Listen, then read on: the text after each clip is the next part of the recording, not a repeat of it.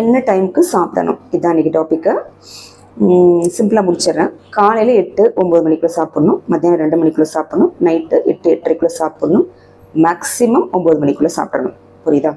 இந்த டைமை நான் ஃபிக்ஸ் பண்ணல. உங்கள் உடம்புல பயாலஜிக்கல் கிளாக்குன்னு ஒன்று இருக்குது, அதாவது கண்ணுக்கு தெரியாத கடிகாரம் ஒன்று இருக்குது.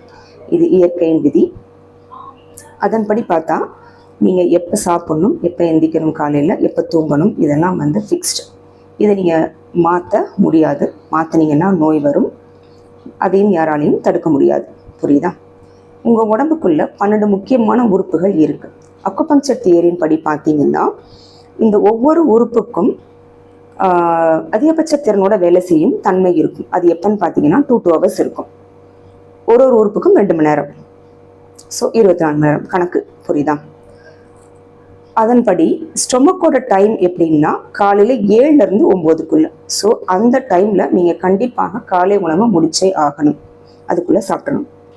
9 to 11 பார்த்தீங்கன்னா ஸ்ப்ளீனோட டைம், மண்ணீரோட டைம். 7 to 9 சாப்பிட்ட உணவை ஜீரணிச்சு அதில் உள்ள சத்துக்களை பிரித்து எடுத்து ரத்தத்தில் கொடுக்க வேண்டியது மண்ணீரோட வேலை. இந்த ஸ்ப்ளீனோட டைம் 9 to 11 கண்டிப்பாக சாப்பிடவே கூடாது.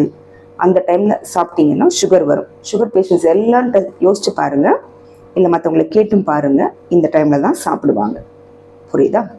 ஸோ கரெக்டான டைமுக்கு சாப்பிடுங்க. நம்ம என்ன டைமுக்கு சாப்பிட்றோன்னு யோசிங்க.